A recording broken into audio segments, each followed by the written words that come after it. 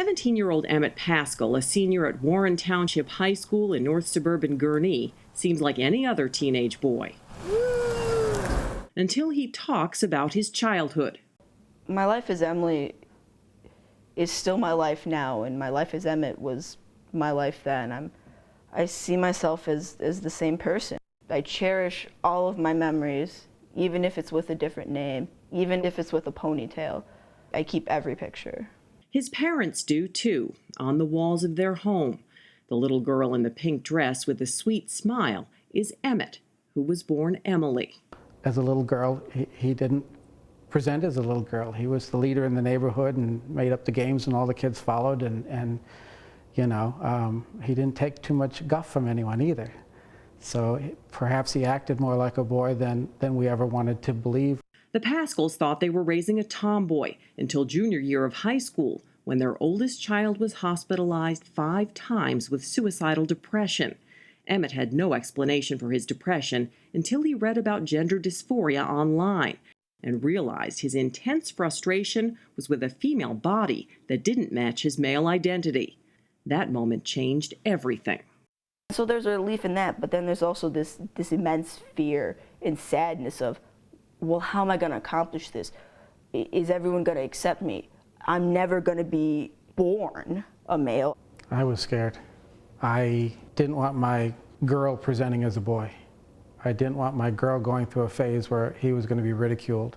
The Paschals found answers and care at the Ann and Robert H. Lurie Children's Hospital Gender and Sex Development Program, one of only a handful of similar programs nationwide. I think there's a misconception sometimes out there that a program such as ours is intervening medically, or God forbid, surgically in young children. That's not what this program does, and not what programs like it across the country do. Pediatrician Robert Garofalo heads the Division of Adolescent Medicine that provides a combination of psychological and medical care. Our job is to sort of tell people what we know about the science, tell people what we know, about the options, and then have them as families make a decision that's in their best interest. Those decisions, particularly for children and adolescents, can be complex and controversial. Some of those options include drugs that temporarily block puberty, and for older teens, hormones that cause more permanent changes, estrogen to bring on female puberty, and testosterone to bring on male puberty. Like all drugs, there are side effects, including increased risks of cancers and heart disease. But there are few studies on long-term use of these drugs among people who are transgender. The studies that have been done indicate much higher rates of suicide in the transgender community, 41%, compared to less than 5% in the general population. They also are more likely to suffer from higher instances of depression and substance abuse. And gender is complex in childhood. A certain percentage of young people or children who present as gender nonconforming as children may not persist as gender nonconforming when they're adolescents or adults. Nobody really knows the exact percentage, and nobody really knows, what are the factors that are going to contribute to what might cause someone to persist or not to persist.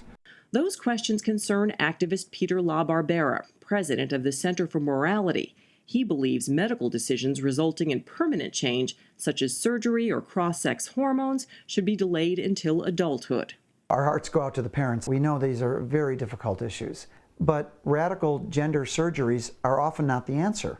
We see studies which show that adults who go through sex reassignment surgeries are often still depressed, still suicidal after going through these body disfiguring operations. We don't offer anything that would have any long-lasting negative or irreversible effect unless this is truly a kid who's older, who can make a wise decision, whose family is supportive. Dr. Scott Leibowitz is a child and adolescent psychiatrist with the Lurie Children's Gender and Sex Development Program. I would argue that we can't be worried about some theoretical cancer that might be happening in 20 years if we don't have a child or an adolescent at all, if they commit suicide. That is why the Paschals had little doubt about moving ahead with medical intervention. It was truly a life or death situation for us, so it was something we just felt we needed to do. With the help of his healthcare team at Lurie to get insurance to cover the $12,000 cost, Emmett recently had top surgery, essentially a double mastectomy to remove breast tissue, and he started on daily doses of testosterone to bring on male puberty. He's also legally changed his name from Emily to Emmett. I feel more correct. I feel like I'm starting to fit, like the puzzle is coming together. For his parents and younger sister, they're growing accustomed to a new name, new pronouns, and much more. There was a whole mourning phase. You're losing your child, and so that's what it felt like. We were losing a child through this process, but now it's come to where we realize we're not losing our child. It's just a different part of Emmett. The seismic shift in the Pascal's family dynamic seems smoother these days as Emmett thinks about his family and his future. They want me to dream and they want me to succeed, and I know they'll always be there to love me. And that's something really good to have when your acceptance in society is something that's questionable at best. I want Emmett to feel comfortable in this world wherever he goes. For In the Loop, I'm Barbara Pinto.